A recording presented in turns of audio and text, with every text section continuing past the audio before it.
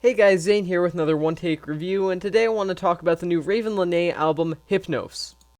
Hypnos is the debut studio album from R&B/soul artist Ravyn Lenae, and this is a record that a lot of people, including myself, have been very excited for a little while now, as while it is Ravyn Lenae's first full-length effort, she has released 3 EPs prior to this since 2015, I believe, all 3 of which have been incredibly excellent releases that I do highly recommend as well. But for a full-length, full project, full experience from Ravyn Lenae, that's something a lot of people have been looking forward to, and especially myself, and I do have to say, she doesn't disappoint on Hypnos. As she's established in her previous music, Ravyn Lenae's voice is pretty much gorgeous.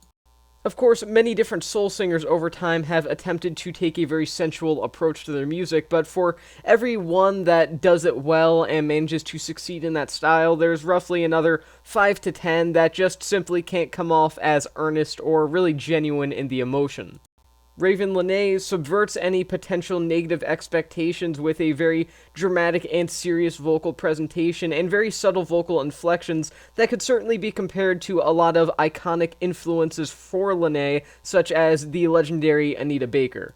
Meanwhile, there is still an airiness in Lenae's voice that allows her to stand out from those influences that could so easily overshadow her on this record, all the while Hypnos remains a sort of tribute to her influences in and of itself. Ravyn Lenae's voice and overall personality manages to absorb the best factors of the many artists that came before her, all the while carving out her own sort of small and not exactly unique but definitely powerful niche within the world of soul music, making sure that she does ultimately stand out from a lot of her peers, not so much in actual execution, but more so in conviction. Steve Lacy, a solo artist as well as guitarist for the neo-soul band The Internet, who remain incredibly underrated even still, is the producer for Ravyn Lenae's work here on Hypnos. While he doesn't have credits on every track here, the Lacy name is still stapled to the majority of the record, and as such I'm going to consider him the record's producer. Steve Lacy is a brilliant worker behind the scenes, as his production really just creates and forms and then sort of just morphs around these very relaxing and laid-back atmospheres that still manage to have an entire world and universe to themselves. All the while, Steve Lacy still leaves room for the lyrical and performance-related aspects of the record to breathe, which is absolutely essential to Hypnos as a listening experience, as Ravyn Lenae's voice is absolutely highlighted by that, again, airiness of the production. In fact, I think it's arguable that Steve Lacy's production here, if it weren't there, this record wouldn't be as good as it is. If the production were just a little more tight, it just wouldn't be as open as a record, and as such just simply wouldn't be as successful. If anything, Hypnos could have used a couple more features, maybe, which is kind of odd to come from me because I'm not a huge features fan. There are a couple of guest appearances here, and they are effective for what they are, but although same, Ravyn Lenae still kind of feels too isolated on her debut. She's a fantastic vocalist, of course, but that being said, there is a sense of repetition that's bound to come up on an album like Hypnos. By that, I mean that this is the kind of record that utilizes its entire runtime to base itself around one or a variety of extremely similar concepts, and that's something that definitely rings true here, and while that's not at all a bad thing, it sounds like it's a bad thing, but it's not a bad thing whatsoever, it is something that can definitely harm the album depending on how it's executed.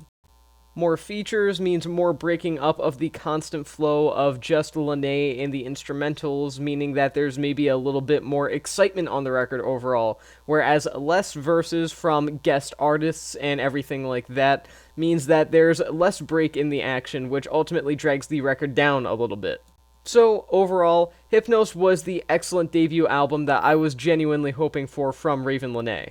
As I said at the beginning of this review, her prior EPs that she released before this record are excellent, and I do highly recommend checking them out, as they have a lot of great content on them, but this actually may pass the quality of those. Ravyn Lenae is an outstanding vocalist that really understands her own sound perfectly, and paired with the ever-intelligent production work of Steve Lacy, there's pretty much nowhere to go but up on this record.